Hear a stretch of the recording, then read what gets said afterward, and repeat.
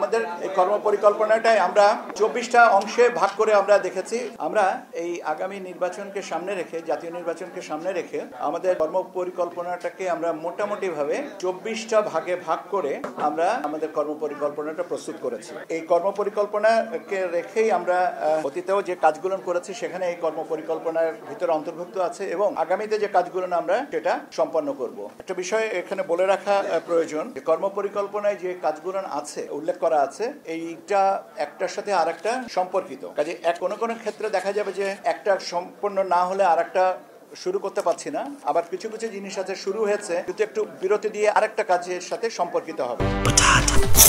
বাছাই করা আলু আর স্পাইসি সিজনিং এ প্রাণ পোটাটা চিপস নাকি বিস্কিট খেয়ে বুঝে নাও। কাজে এককভাবে একটা জিনিস শেষ হয়ে গেল বা একটা অংশ, আমি যেটা বলতে যাচ্ছিলাম যে আমাদের এই কর্মপরিকল্পনাটাই আমরা ২৪টা অংশে ভাগ করে আমরা দেখেছি।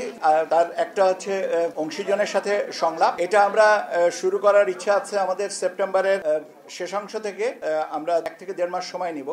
এটার সাথে সুশীল সমাজ, রাজনৈতিক দলের প্রতিনিধি, বিশ্ববিদ্যালয়ের শিক্ষক, নারী সমাজের প্রতিনিধি, ইলেকট্রনিক প্রিন্ট মিডিয়ার ব্যক্তিত্ব যারা আছেন ইত্যাদি যারা আছেন তাদেরকে সবাইয়ের সাথে আমরা এই সংলাপগুলো করব এবং সংলাপের জন্য সময়সূচিগুলো আমরা পরবর্তীতে জানিয়ে দেব এবং আমরা তাদেরকে আনুষ্ঠানিকভাবেও আমন্ত্রণ করব।